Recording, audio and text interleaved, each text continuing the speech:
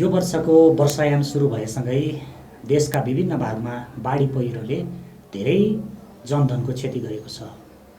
अन्य जिल्ला जस्तै सिन्धुपाल्चोकमा पनि बाढी पहिरोले धेरै क्षति पुर्याएको छ। बाढी पहिरोको क्षतिसँगै यहाँका सरकारी निकाय, निजी क्षेत्र राहत तथा उद्धारमा उत्तिकै क्रियाशील भएका छन्। भर्खरै मात्र यहाँको निजी क्षेत्र सिन्धुपाल्चोक उद्योग वाणिज्य सङ्घका अध्यक्ष लगायतको टिम यो बाढी क्षेत्र अवलोकन गरेर पनि काठमाडौँ फर्केको छ। त्यहाँको बाढीको अवस्था के छ, उद्धारको अवस्था के छ र त्यहाँको जनताहरू कसरी बसिरहेका छन् र त्यहाँको भौगोलिक अवस्था के छ, यो विषयमा आज हामी सिन्धुपाल्चोक उद्योग वाणिज्य सङ्घका अध्यक्ष वेदबहादुर श्रेष्ठसँग कुराकानी गर्दैछौँ।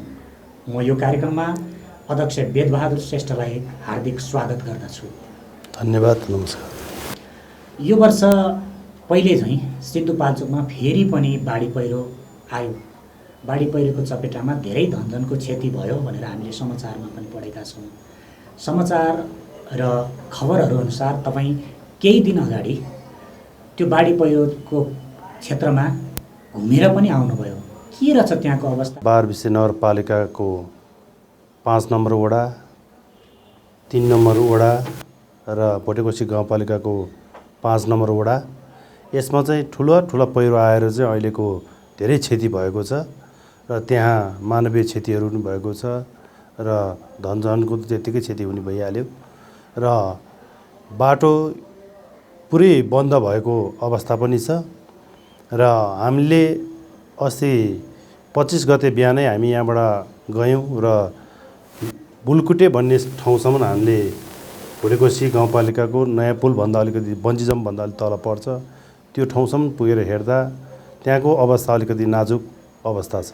सम्मान्य सभामुख पनि जानुभएको छ, मन्त्रीज्यूहरू पनि जानुभएको छ, नगर प्रमुखहरू, नगर उपप्रमुखहरू, गाउँपालिकाको अध्यक्षज्यूहरू सम्पूर्ण त्यहाँ हामीले देख्यौँ र उहाँहरूले पनि केही अब राहतहरू लिएर र त्यहाँका विस्थापित भएको जनताहरूलाई केही गर्नुहुन्छ होला, त्यो त उहाँहरूको सरकार पक्षबाट छँदैछ, स्थानीय तहमा छँदैछ र अब पूर्व मन्त्रीहरू पनि जानुभएको थियो र मेरो पूर्व अध्यक्षहरू पनि जानुभएको छ। बाटोले गर्दाखेरि अलिकति जाने अवस्था छैन र अहिले हामीले राहतको प्याकेजको विषयमा हामीले छलफल गरिसकेका छौँ। त्यो बाढी पहिरोको क्षेत्रमा सहयोग गर्नको लागि के योजना बनाइरहेको छ, के गरिरहनु भएको छ, अलिकति बताइदिनु।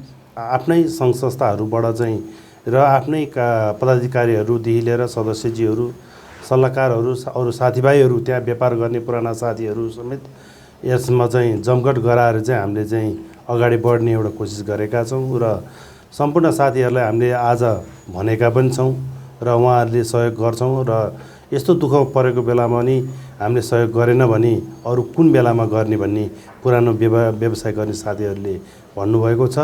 यसमा हामीले अब सबै मिलेर चाहिँ त्यो राहतको उसमा गर्छौँ र अब महासङ्घको थ्रोबाट चाहिँ जाँदाखेरि अब उहाँहरूले पनि हेरिरहनु भएको छ, सञ्चार माध्यमहरूमा धेरै आएको छ।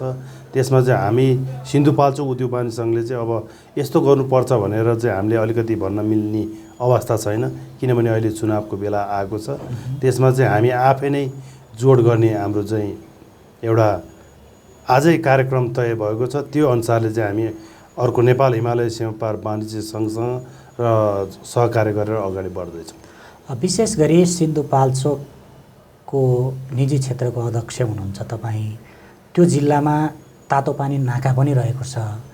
नाका मार्फत व्यवसाय गर्ने तपाईँ आफै पनि पहिला त्यहाँ व्यवसाय गर्नुहुन्थ्यो, गरिरहनु भएको छ। यो पहिरो, यो बाढी, यो असरले तपाईँहरूको व्यवसायमा कस्तो असर पारेको छ, के भइरहेको छ, त्यो अलिकति जानकारी, त्यसको लागि पहल के गरिरहनु भएको छ, त्यो अलिकति जानकारी गराइदिनुहोस् न। 2071 सालमा जुरे पहिरो खस्यो, त्यहाँदेखि नै हाम्रो तातोपानी नाकाबाट काम गर्ने व्यवसायहरू अलि पलायन पनि भएको छ। हाम्रो सिन्धुपाल्चोकमा व्यवसाय गर्ने साथीहरू बारम्बार पिछडिँदै गयो। त्यसपछि 2073 सालमा फेरि बाढी पहिरोले चाहिँ तहस नहस बनायो। 2074 सालमा फेरि लार्चाको पुलै भाँच्यो। 75 सालमा बारुसेको साँझी खोल्सामा पर्ने एउटा सानो पुलै बगायो। अहिले आएर चाहिँ फेरि 2077 सालमा फेरि पनि एउटा ठुलो बाढीले चाहिँ एकै दिनमा चाहिँ फेरि 2-3 ठाउँमा चाहिँ ठुलो वर्षपात भएको छ सिन्धुपाल्चोकमा र अब ठुलै धनजनको क्षति पनि भएको छ, मानिसहरू हराइरहेका छन्। सरकार पक्षलाई पनि हामीले पहिलादेखि नै गुहारिरहेको छौँ, अहिले पनि गुहारिरहेको छौँ र यो तातोपानीसम्म चल्ने बाटो छिटोभन्दा छिटो चाहिँ सहज रूपमा चाहिँ सञ्चालन होस् भनेर चाहिँ हामीले कुरा राखेका छौँ। खास गरी नाका सञ्चालनको लागि पहिलो प्राथमिकता भनेको बाटो हो। तपाईँ अस्ति त्यो प्रभावित क्षेत्रमा पनि गएर आउनुभयो। के रहेछ बाटो तत्काल निर्माण हुन सक्ने अथवा के समस्या रहेछ, बाटोको विषयमा के देखेर आउनुभयो तपाईँले?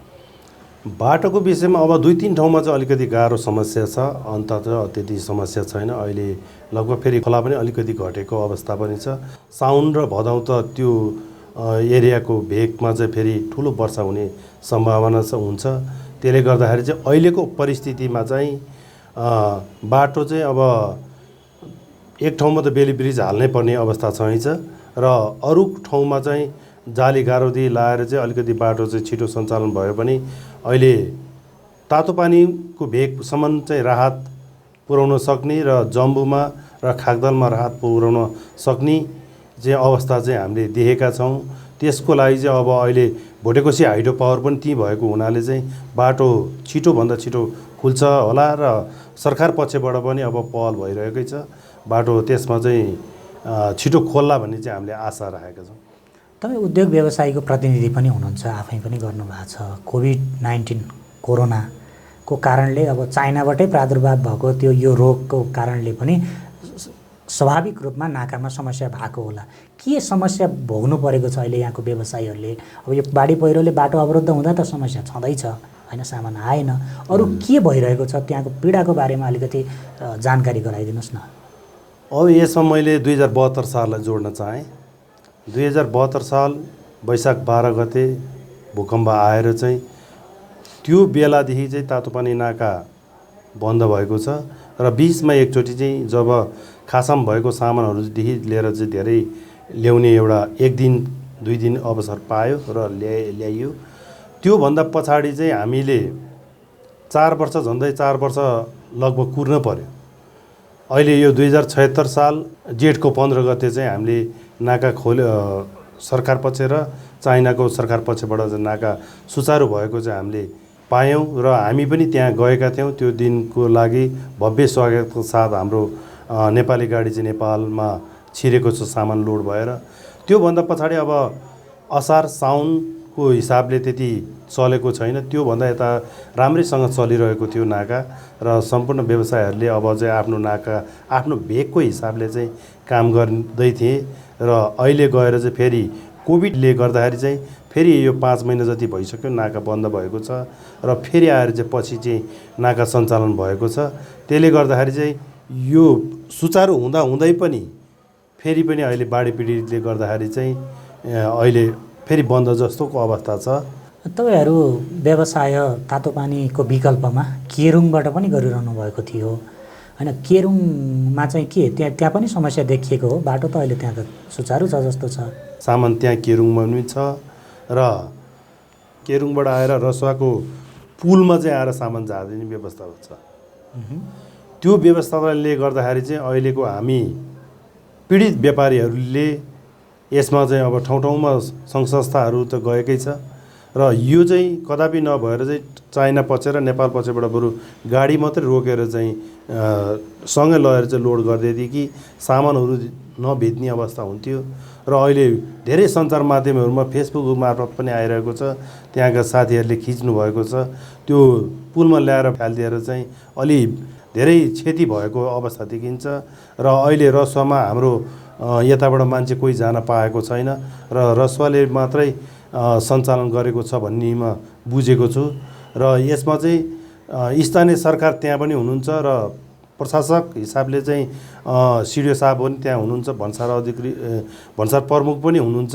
त्यो हिसाबले चाहिँ त्यहाँ कोर्डिनेसन गरेर चाहिँ व्यापार गर्ने व्यवसायहरूले अलि सहज रूपमा चाहिँ काम गर्न पाओस्। 1 अरब 62 करोड चान्चुनको चाहिँ तपाईँको राजस्व उठेको छ। त्यसमा त हामी व्यवसायीहरूले नै थोरै थोरै भएर पनि तिरेको अवस्था छ। कर तिर्ने अवस्था यस्तै छ। लकडाउनको बिचमा पनि व्यवसायहरूले कर तिरेका छन् र यो सामान चाहिँ त्यहाँ ल्याएर झारेर मात्र भएन, त्यहाँ चाहिँ सहजीकरण गरेर चाहिँ व्यापारी व्यवसायलाई चाहिँ अलिक उकास्ने काम गर्नु पर्यो र यस्तै हिसाबले चाहिँ व्यापार व्यवसायलाई पेल्दै जाने र सामान त्यसरी फ्याल्ने हो भने त व्यापार गर्ने व्यवसायहरू अहिले टिक्ने अवस्था चाहिँ देखिँदैन। विशेष गरी तपाईँले भर्खरै मात्रै पनि उठाउनुभयो राजस्वको कुरा। अब कोषमा सरकारको ढुकुटीमा पैसा छैन भनेको छ, सामानहरू ल्याएर नाकामा त्यसरी फालिएको छ, अनि तपाईँहरूले दबाब दिनु भएन, सरकारलाई भन्नु भएन अथवा समन्वय भएन? बाटो हुँदाहुँदै पनि सामान ल्याएर बिचमा राख्ने, राजस्व पनि नउठ्ने यो स्थिति हुँदा तपाईँहरूले दबाब दिनु भएन? होइन, पहिलाको हिसाबमा त हामीले अब ज्ञापन पत्रहरू बुझाएकै छौँ, त्यो हिसाबले सहजीकरणको हिसाबले सामान आइरहेकै थियो। जब कोभिड-19 त्यो स्थितिले गर्दाखेरि चाहिँ हामी एउटा जिल्लाबाट अर्को जिल्लामा जान पाइँदैन, त्यस कारणले चाहिँ रसुवालेमा चाहिँ हामी छिर्न पाइरहेको छैन। त्यसमा नि हामीलाई व्यापार गर्ने व्यवसायहरूलाई चाहिँ चेक गरेर चाहिँ छ छैन भनेर त प्रमाणित गरेर चाहिँ त्यहाँभित्र छिरेर व्यवसाय गर्न दिनु त पर्छ नि, किनभने त्यो पनि हाम्रो यो 3 नम्बर प्रदेशमा पर्छ। त्यसले गर्दाखेरि चाहिँ स्थानीय सरकारले सम्म त्यसमा चाहिँ बुझ्नुपर्ने कुरा चाहिँ त्यहाँ छ। कसको दोष हो यो? सबभन्दा यो व्यापारीहरू त मार्कामा परेका छन्, राजस्व उठेको छैन, अनि त सरकारलाई फाइदा हुन्छ, व्यापारीलाई पनि फाइदा हुन्छ, आफ्नो काम गर्न पाउँछन्। यो दोष चाहिँ कसको देख्नु भएको छ तपाईँ एउटा संस्थाको अध्यक्षको हिसाबले भन्नुपर्दा? यसमा म दोष त अब सरकारलाई नै दिन्छु, किनभने अब हामी उद्योग व्यवसायले काम गर्दाखेरि हामी सबै तिरेरै काम गर्ने हो, राजस्व तिरेर कर तिरेरै काम गर्ने हो। यसमा चाहिँ जुन अवस्थामा जे परे पनि हामीले गुहार्ने भने सरकारलाई हो र अहिलेको परिस्थितिमा स्थानीय सरकारलाई गुहारौँला, प्रदेशलाई गुहारौँला। अहिले त जे परिस्थिति देखेको छ त्यहाँ त्यो त सरकारले चाहिँ कूटनीतिक हिसाबले चाहिँ मित्र राष्ट्रहरूसँग चाहिँ छलफल गरेर त्यो त्यहाँ भएको सामान छिटो ल्याउन चाहिँ दिनु पर्यो। र यो बर्खायामको बेला छ, त्यहाँ पनि तपाईँको चाहिँ हाम्रो तातोपानी जस्तै चाहिँ डाँडा काँडा भौगोलिक कारणले गर्दाखेरि तसनस भएको ठाउँ छ, त्यसले गर्दाखेरि व्यापारीको सामान त्यहाँबाट चाहिँ आउनु पर्छ जस्तो लाग्छ। मेरो अनुरोध पनि हो र वाणिज्य दूत ल्हासामा पनि छ, त्यहाँबाट भए पनि पहल गरेर चाहिँ नेपालीको सामान व्यापार गर्नेहरूको सामान चाहिँ तुरुन्त पठाउनु पर्छ जस्तो मलाई लाग्छ। त्यहाँबाट ल्याउन नदिने भने यति गतिदेखि ल्याउन पाइँदैन। अहिले कोरोनाले गर्दाखेरि भने कि माथिबाट पहिलादेखि नै रोक्न पर्थ्यो। त्यसमा चाहिँ मैले चाहिँ देख्छु अहिले सरकारले नै छिटोभन्दा छिटो चाहिँ पहल गर्नुपर्छ जस्तो लाग्छ।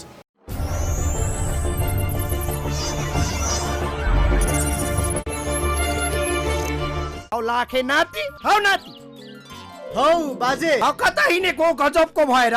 अनि ब्ल्याक हर्सको जुत्ता लगाएपछि गजबको देखिँदैन त? ए हो र, मेरो पनि ब्ल्याक हर्स जुत्ता त हो। त्यही भएर बाजेलाई पनि गजबको देखिरहेछ नि। हौ त्यो बाउ चाहिँ के भएको तेरो? नाना थरी जुत्ता लाएर गुटुङटुङ हिँडिरहेको छ, त्यसलाई सम्झेर मैले यहाँ जुत्ता ल्याइदिएको छु। बाजेदेखि नातिसम्म 1914 देखि अहिलेसम्म इमान इज्जत र प्रेस्टिज भएकोले लाउने जुत्ता यही हो, ब्ल्याक हर्स। रङ्गीन तथा आकर्षक डिजाइन, खिया नलाग्ने, काठभन्दा आधा सस्तो, पानी पर्दा आवाज नआउने, तातो रोक्ने, 25 वर्षको वारेन्टीका साथ UPVC रुफिङ सिट तथा झ्याल र ढोकाहरू। क्षमादेवी बिल्डिङ मटेरियल्स पाली। सम्पर्क 66 33 306 98 511 81 249 98 511 81 254। काठमाडौँबाट भक्तपुर जाँदा कौशलटार बस स्टपको रातो घर।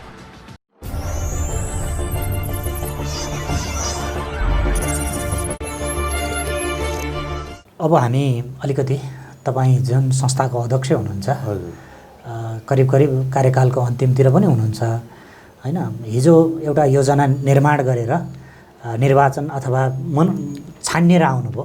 आफूले बनाएको योजना र अहिले आफूले गरेको काम आफैले समीक्षा गर्नुहोस् न, के सन्तुष्टि हुनुहुन्छ? मैले यो गरेँ, यो चाहिँ ठिक छ अथवा केही सन्तुष्टि भएको छैन भन्ने के मूल्याङ्कन छ तपाईँ आफ्नो छ?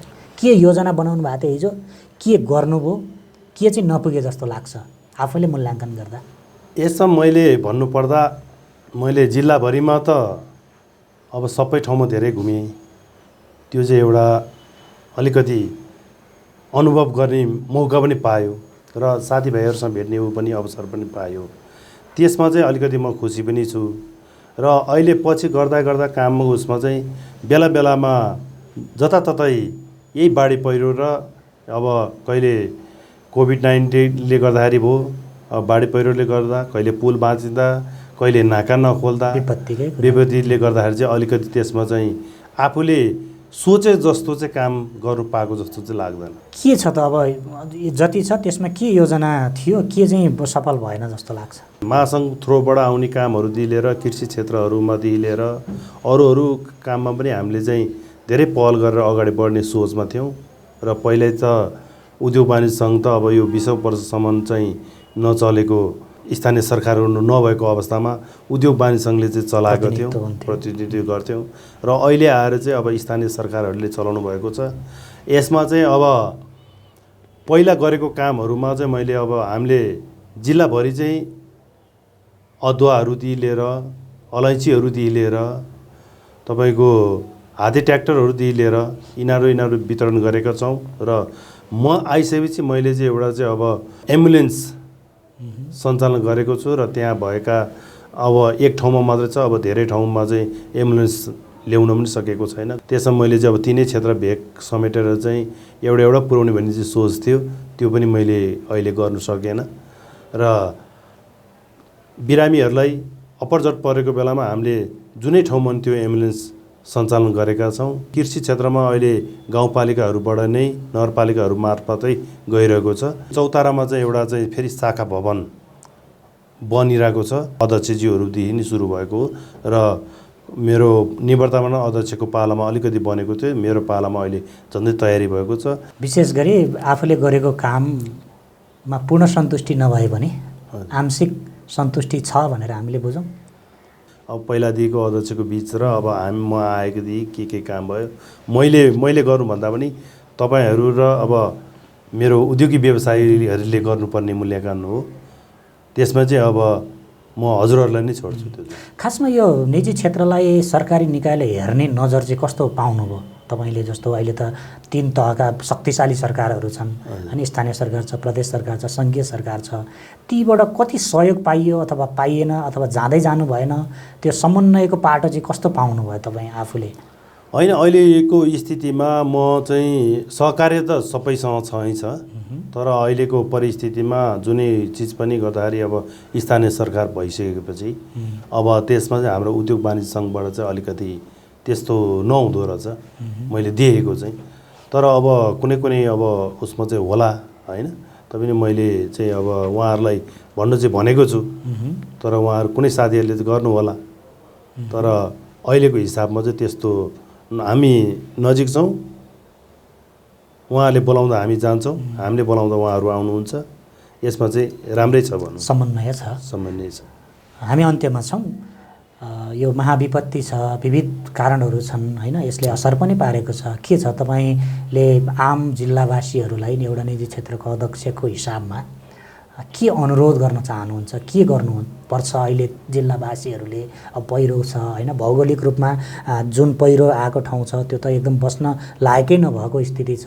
करिब मैले पाएको सूचनाअनुसार भोटेकोसी गाउँपालिका त करिब हरेक वडामा नै समस्या छ होइन। तपाईँको के एउटा निजी क्षेत्रको हिसाबमा के अनुरोध छ? त्यो अनुरोध एउटा हामीले अब जिल्लावासीमा सम्पूर्ण जिल्लाका स्थानीय जनसमुदायहरूमा म के भन्न चाहन्छु भने सम्पूर्णलाई यो स्थितिमा आफू सजग रहनु पर्यो र यो भलबाढीदेखि लिएर पानीको बहाव एकदम बढेको छ र पानी वर्षायामको बेला छ, साउन र भदौ बाँकी नै छ र सबभन्दा अलिकति नाजुक स्थिति चाहिँ भोटेकोसी गाउँपालिका र बारुसी सेरोफेरो नै पर्छ।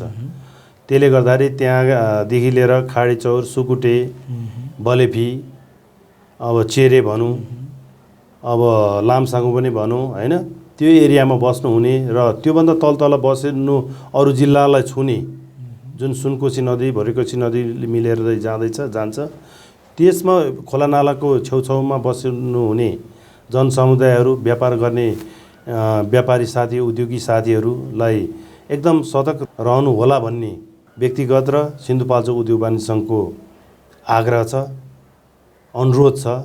धन्यवाद। व्यस्त समयको बावजुद हामीलाई समय दिनुभयो, हामी पनि धन्यवाद भन्छौँ। धन्यवाद।